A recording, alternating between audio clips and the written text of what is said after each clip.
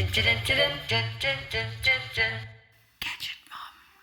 Hey everyone, welcome to my vlog. Let's get straight to it. Today I'm reviewing playmats, material playmats versus puzzle playmats, those square ones that piece together, and foldable foam mats. First things first, this is an essential item, so you need to add playmats to your priorities list, to your essentials items list. Try and get this, get this item before your baby arrives because you use it almost immediately. So I hope this video will help parents make a decision as to which playmat is best for their lifestyle and their home. My personal opinion on material playmats is a bust. This would not work for me. My baby vomits every time we do playtime, and not just once, multiple times. So I can't imagine having to wash a thick playmat multiple times a day. In fact, it would be impossible because there's no ways it would dry fast enough for the next playtime.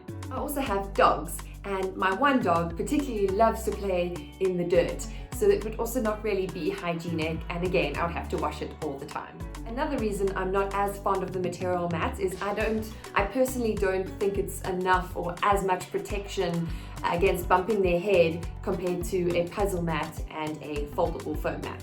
And obviously that's very important. They're going to be trying to sit, roll over, and there's going to be lots of falling on the mat.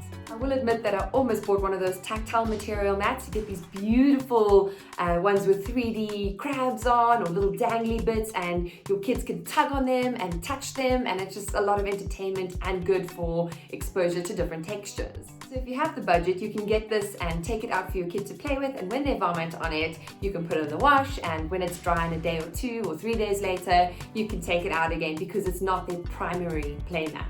Alternatively, you can just get one of those texture books. It's a lot easier to wash when they vomit on it and when it gets dirty, and of course it's mobile, so you can put it onto the stroller or onto the car seat, so you'll get more out of it. In conclusion, I would have to say that the material mat is just a fun one to have as an extra, but it's definitely not your go-to mat. This is your puzzle play mat. You can see here how they are pieced together. I only recommend this mat if you have a permanent play area, an area that's going to stay there for your kids to play, and you're going to leave your mats out all the time. So I'm going to list the pros and the cons for this one, and then the pros and the cons for the foldable play mat, and you will see that both are great, but the one has a lot more cons than the other. So pros for this mat is that you can build it to the size that you want or the space that you have available. So maybe you have a second lounge or a big area, you can build a massive play mat for your baby and your baby's friends to all play and roll around on. Or you have a small area, like in my case, a very small bedroom or a cluttered lounge or a small lounge, and there's not much space available. It can be quite difficult to find a mat that is the perfect size. So here you can just build it. What's also great about this mat is that it is hard enough for your babies to push themselves up, off, and roll over, but also soft enough to protect their head.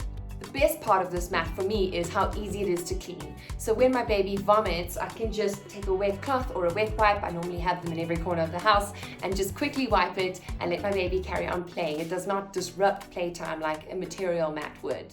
Then I also like to take a disinfecting spray and give it a clean every day. It dries within seconds, it's super easy to do, and I just get that peace of mind that my child's play area is nice and clean. Cons for this mat is that vomit can get between the puzzle pieces, between the cracks, and you can see here if the vomit were to get here, it would be impossible to just lift it up without breaking it. So I'd have to take the whole thing apart, which is a bit of a mission, and it's very likely that will happen each time. Another con is that the puzzle pieces can slightly shift apart, which can be very damaging to them, causing them to break over time. And then if you are taking them apart constantly, then there is going to be that wear and tear, and these little bits are going to break off eventually. So in my opinion, this mat is only great if it's going to stay out. You can pretty much get them anywhere. I've seen them on Take-A-Lot. You can get them from Bespoke Babies, BubHub, Westpac, Macro. So yeah, just Google and you will find them. Welcome to parenthood. There used to be a coffee table here. Now there's a play mat. So this is the foldable play mat, which has now become my favorite one. Originally, the puzzle pieces were, but now this is most definitely the favorite, and I'll tell you why. In terms of a mat, you get far more out of this one. Like with the puzzle mats, it is very easy to clean. In fact, it's even more easy to clean because there's no odd cracks for vomit to get in between. And the foam mat protects the baby's head while also being hard enough for them to properly push themselves up off.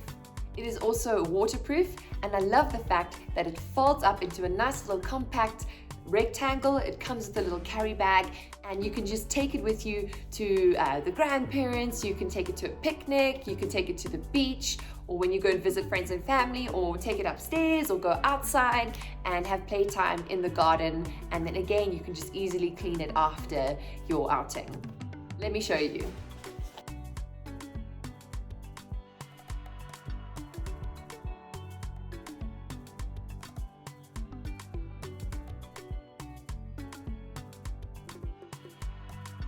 So this mat can be left out as a permanent play area, or it can just as easily be packed away so quickly, which is something I love. Sometimes in the evening, if you've got your friends over, or you just don't feel like seeing all your baby stuff out, you just want it to be neat and clear for a change. Maybe you're a bit OCD like me. It's nice to have that option and for that option to be available easily. So that's why I really like this. You can really get more out of this mat. It's so versatile. I also love how you can just slip it under a couch or under a bed or away in the cupboard. It's very easy to be packed away, whereas the puzzle pieces, when they are apart, storage-wise, they're just kind of everywhere. For me, the only con with this mat is it might be too big and the dimensions might not be perfect for your space. So before buying your one from wherever, make sure that you have the space for it, or that it can be folded in such a way that it can still be played on when it is folded exactly in half or in a third. Because if it isn't folded perfectly, it could be lopsided and then it's just impractical. So just check the dimensions.